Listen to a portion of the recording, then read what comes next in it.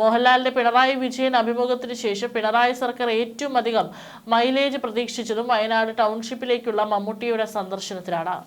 മമ്മൂട്ടി എത്തുന്നതിന് തൊട്ടുമുമ്പ് CPM അഖിലേന്ത്യാ സെക്രട്ടറി MA ബേബി സ്ഥലം സന്ദർശിച്ചിരുന്നു. ഓരോ ദിവസവും ആയിരക്കണക്കിന് ആളുകളെയാണ് CPMന്റെ നേതൃത്വത്തിൽ ടൗൺഷിപ്പിലേക്ക് വിളിച്ച് വരുത്തുന്നത്. ഇത്തരത്തിൽ എത്തിച്ചേരുന്നവർ സർക്കാരിന്റെ നേട്ടത്തെ പ്രകീർത്തിക്കുകയും അതിന് പരമാവധി പ്രചാരണം നൽകുകയും ചെയ്യുന്നു. വിദേശികളെയും വിദേശ മാധ്യമങ്ങളെയും ക്ഷണിച്ചു വരുത്തുന്നു. മമ്മൂട്ടി പറഞ്ഞതിൽ സത്യമുണ്ട്. റഫീഖ് അദ്ദേഹത്തെ വിടാതെ നടന്നാൽ സന്ദർശനം CPM ഒത്തുകളിയാണെന്ന് കരുതേണ്ടി വരും. സർക്കാർ ക്ഷണിച്ചു വരുത്തുന്നുണ്ട്. ഇതെല്ലാം പറയുമ്പോഴും വയനാട് ടൗണിലെ അതിമനോഹരമായ കാഴ്ചകൾ പിണറായി സർക്കാരിനുള്ള ഒരു നേട്ടം തന്നെയാണെന്ന കാര്യത്തിൽ സംശയമില്ല. ഇത്തരമൊരു നേട്ടം പരമാവധി ഭംഗിയായി വിനിയോഗിക്കാൻ പിണറായി സർക്കാരിന്റെ പബ്ലിക് റിലേഷൻസ് കൈകാര്യം ചെയ്യുന്ന വൻകിട ഏജൻസികൾ ശ്രമിക്കുന്നുണ്ട്. ഇക്കാര്യം തന്ത്രപൂർവ്വം ഫലപ്രദമായി പ്രയോഗിക്കുകയാണ് PR കമ്പനികൾ. മമ്മൂട്ടിയെ വയനാട്ടിലേക്ക് കൊണ്ടുവന്ന സൽപ്പേരിന്റെ നേട്ടം പൂർണ്ണമായി വയനാട് ജില്ലാ സെക്രട്ടറി ഇല്ലാതാക്കിയെന്നാണ് പാർട്ടിയിൽ ഒരു വിഭാഗം കരുതുന്നത്. അതുകൊണ്ടാണ് മമ്മൂട്ടിയെ കൊണ്ട് തന്നെ വിവാദം തണുപ്പിക്കാൻ CPM ശ്രമിച്ചത്. CPM വയനാട് ജില്ലാ സെക്രട്ടറി K റഫീഖിനോട് നടൻ മമ്മൂട്ടി ഫോണിൽ സംസാരിച്ചു. വയനാട് ടൗൺഷിപ്പ് സന്ദർശനത്തിനിടെ റഫീഖിനോട് മാറി നിൽക്കാൻ മമ്മൂട്ടി ആവശ്യപ്പെട്ടത് വിവാദമായതിന് പിന്നാലെയാണ് ഫോൺ കോൾ. 2 തവണ മമ്മൂട്ടി തന്നെ വിളിച്ചതായി റഫീഖ് സ്ഥിരീകരിച്ചു. വീഡിയോ കോളിലൂടെയും മമ്മൂട്ടി സംസാരിച്ചു. അപമാനിക്കാൻ ഉദ്ദേശിച്ചല്ല താൻ സംസാരിച്ചതെന്ന് മമ്മൂട്ടി റഫീഖിനോട് പറഞ്ഞു. ഇത് CPMന്റെ ഉന്നത നേതാക്കളുടെ സമ്മർദ്ദ ഫലമാണെന്ന് പ്രതിപക്ഷം ഉന്നയിക്കുന്നുണ്ട്. സ്വകാര്യമായി പറഞ്ഞ കാര്യമാണ്, അത് ഇത്രയും വലിയ വിവാദമാകുമെന്ന് കരുതിയില്ലെന്നും മമ്മൂട്ടി റഫീഖിനോട് പറഞ്ഞു. സ്വകാര്യ സന്ദർശനത്തിനായിട്ടായിരുന്നു മമ്മൂട്ടി ടൗൺഷിപ്പിലെത്തിയത്. ടൗൺഷിപ്പിലെ വിവിധയിടങ്ങൾ സന്ദർശിക്കുന്നതിനിടെയാണ് മമ്മൂട്ടി റഫീഖിനോട് നീരസം പ്രകടിപ്പിച്ചത്. നിങ്ങൾ എപ്പോഴും എൻ്റെ ഒപ്പം നടന്നാൽ ഞാൻ നിങ്ങൾക്ക് വേണ്ടി വന്നതാണെന്ന് തെറ്റിദ്ധരിക്കില്ലേ എന്നായിരുന്നു മമ്മൂട്ടിയുടെ ചോദ്യം. മമ്മൂട്ടി റഫീഖിനോട് സംസാരിക്കുന്ന വീഡിയോ വലിയ തോതിൽ പ്രചാരിച്ചതിന് പിന്നാലെ കടുത്ത സൈബർ ആക്രമണമാണ് മമ്മൂട്ടിക്കെതിരെ സമൂഹമാധ്യമങ്ങളിൽ ഉണ്ടായത്. CPM പ്രൊഫൈലുകളിൽ നിന്നായിരുന്നു ആക്രമണം. എന്നാൽ മമ്മൂട്ടിക്കെതിരെ CPM നേതാക്കൾ ആരും പ്രതികരിച്ചില്ല എന്നുള്ളതാണ്. മലയാളത്തിന്റെ മഹാനടൻ മുണ്ടക്കൈ ചൂരൽമല ദുരിതബാധിതർക്കായി ഒരുക്കിയ ടൗൺഷിപ്പിലെത്തിയത് എല്ലാവർക്കും സന്തോഷമുള്ള കാര്യമാണെന്നും റഫീഖ് ഫേസ്ബുക്കിൽ കുറിച്ചു. അദ്ദേഹം അവിടെ എത്തുമ്പോൾ മറ്റൊരു പരിപാടിയുമായി ബന്ധപ്പെട്ട് സ്ഥലത്തുണ്ടായിരുന്ന പൊതുപ്രവർത്തകൻ എന്ന നിലയിലാണ് തിരക്കും ബഹളവും പ്രിയപ്പെട്ട മമ്മൂട്ടിക്ക് അലോസരമാകരുതെന്ന നിലയിൽ ജാഗ്രതയോടെ ആ സമയം അവിടെ ഇടപെട്ടത്. ഇത്തരം ഇടപെടലുകൾ തെറ്റിദ്ധരിക്കപ്പെട്ടേക്കാം എന്ന കൺസേൺ ആണ് മമ്മൂട്ടി എന്നോട് പങ്കുവച്ചത്. ഒരു പൊതുപ്രവർത്തകൻ എന്ന നിലയിൽ ടൗൺഷിപ്പിൽ വരുന്നവരെ നമ്മൾ അവിടെ ഉണ്ടെങ്കിൽ സ്വീകരിക്കുന്നത് എപ്പോഴും നമ്മുടെ എല്ലാം രീതിയാണ്. എന്നാൽ അത് മറ്റൊരു നിലയിൽ വായിക്കപ്പെട്ടേക്കാം എന്നതാണ് അദ്ദേഹം സൂചിപ്പിച്ചതെന്നാണ് ഞാൻ മനസ്സിലാക്കുന്നത്. ഇന്ന് മമ്മൂട്ടി എന്നെ നേരിൽ വിളിക്കുകയും ഈ കാര്യങ്ങൾ വ്യക്തമാക്കുകയും ചെയ്തിട്ടുണ്ട്. ടൗൺഷിപ്പ് സന്ദർശനത്തിനിടെ മമ്മൂട്ടി എന്നോട് വളരെ വ്യക്തിപരമായി പറഞ്ഞ ഒരു കൺസേൺ വ്യക്തിപരമായി അഭിമാനിക്കുന്ന നിലയിൽ എനിക്കെതിരായി ചില മാധ്യമങ്ങളും വലത് സൈബർ കേന്ദ്രങ്ങളും പ്രചരിപ്പിച്ചതാണ് വിഷയം ഈ നിലയിൽ വഷളാക്കിയത് എന്നാണ് മനസ്സിലാക്കുന്നത്. ഈ വിഷയത്തിൽ വൈകാരികമായി മുറിപ്പെട്ട് പ്രതികരിച്ചവരെ എല്ലാം ഉദ്ദേശശുദ്ധിയെ മാനിക്കുന്നു. എന്നാൽ ഒരു സർക്കാരിന്റെ ഇച്ഛാശക്തിയിലും മാനവികതയിലും സഹജീവി സ്നേഹത്തിലും പടുത്തുയർത്ത ലോകത്തിന് മുഴുവൻ മാതൃകയാക്കാവുന്ന ഒരു ഇടപെടലിന്റെ തിളക്കം കുറയ്ക്കുന്ന നിലയിൽ ഈ വിവാദങ്ങൾ വളരരുത് എന്നാണ് എല്ലാവരോടും സ്നേഹത്തോടെ അഭ്യർത്ഥിക്കാറുള്ളത്.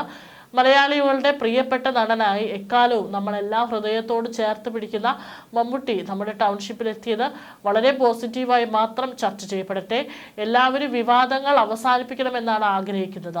മമ്മൂട്ടി മഹാനായ മലയാളിയാണ്. അദ്ദേഹം മനഃപൂർവ്വം എന്നെ അപമാനിക്കാൻ ശ്രമിച്ചിട്ടില്ലെന്ന് നേരിൽ തന്നെ എന്നോട് വ്യക്തമാക്കിയിട്ടുണ്ട്. ആ വലിപ്പത്തിൽ എല്ലാവരും ഈ വിഷയം കാണണമെന്നും ഇതുമായി ബന്ധപ്പെട്ട് നടക്കുന്ന എല്ലാ വാദപ്രതിവാദങ്ങളും അവസാനിപ്പിക്കണമെന്നുമാണ് എല്ലാവരോടും അഭ്യർത്ഥിക്കാനുള്ളത്. ദുരന്ത ജീവിതം താറുമാറാക്കിയ നമ്മുടെ പ്രിയപ്പെട്ടവരുടെ പുഞ്ചിരിയാണ് നമുക്ക് ഏറ്റവും പ്രിയപ്പെട്ടതെന്ന് തിരിച്ചറിഞ്ഞാൽ പരിഭവങ്ങളും തർക്കങ്ങളും മാറ്റിവെച്ച് നമുക്ക് ചേർന്ന് നിൽക്കാൻ എന്താണ് തടസ്സമെന്ന് റഫീഖ് ഫേസ്ബുക്കിൽ കുറിച്ചു.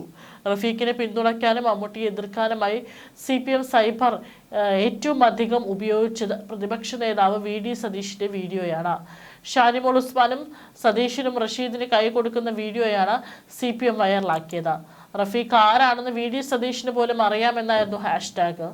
മന്ത്രി മുഹമ്മദ് റിയാസ് മമ്മൂട്ടിക്കെതിരെ രംഗത്ത് വന്നതോടെ വിവാദം പുതിയ തലത്തിലെത്തി. റിയാസിന്റെ വിമർശനം എത്തിയതോടെ മമ്മൂട്ടി റഫീഖിനെ വിളിച്ചു. റഫീഖ് ഒരിക്കലും സ്വകാര്യ സന്ദർശനത്തിനെത്തുന്ന മമ്മൂട്ടിയുടെ പിറകെ പോകുന്നയാളല്ല. അദ്ദേഹത്തിന് തൻ്റെതായ നിലപാടുണ്ട്. മമ്മൂട്ടിയുടെ പരിപാടി കൃത്യമായി ആസൂത്രണം ചെയ്തിരുന്നതാണ്. MA ബേബി സ്ഥലത്തു നിന്നും മടങ്ങുന്നതുവരെ മമ്മൂട്ടി കാത്തിരുന്നു. ബേബി മമ്മൂട്ടിയുടെ അടുത്ത സുഹൃത്താണ്. ഒരിക്കലും ഇതൊരു പ്ലാൻഡ് അറ്റംപ്റ്റ് ആണെന്ന് നാട്ടുകാർ അറിയരുതെന്ന കൃത്യമായ പ്ലാനിംഗ് ഇക്കാര്യത്തിൽ ഉണ്ടായിരുന്നതായി പ്രതിപക്ഷം പറയുന്നു. വയനാട് ദുരന്തത്തിലെ പുനരധിവാസം പാളിയെന്ന കാര്യം സർക്കാരിനറിയാം.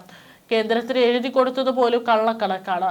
വയനാട് ദുരന്തത്തിലെ പാളിച്ചു മറയ്ക്കാനാണ് കേരള സർക്കാർ ഇത്തരം ഗിമിക്കുകൾ കാണിക്കുന്നത്. വയനാട് ദുരന്തത്തിൽ കേന്ദ്ര സർക്കാരിന് മുന്നിൽ അതീവ രഹസ്യമായി സമർപ്പിച്ച കള്ളക്കണക്കാണ് യഥാർത്ഥത്തിൽ വിനയായത്. യാഥാർത്ഥ്യവുമായി പൊരുത്തപ്പെടാൻ കഴിയാത്ത കണക്കാണ് കേരളം നൽകിയത്. ദുരിതാശ്വാസമായി ലഭിക്കുന്ന ധനത്തിൽ നിന്നും അടിച്ചു മാറ്റാൻ ലക്ഷ്യമിട്ട കണക്കാണ് നൽകിയതെന്നും പ്രതിപക്ഷം ആരോപണം ഉന്നയിച്ചിരുന്നു. ഇതേ കണക്ക് ഹൈക്കോടതിക്കും നൽകിയതോടെയാണ് പ്രശ്നം വഷളായത്.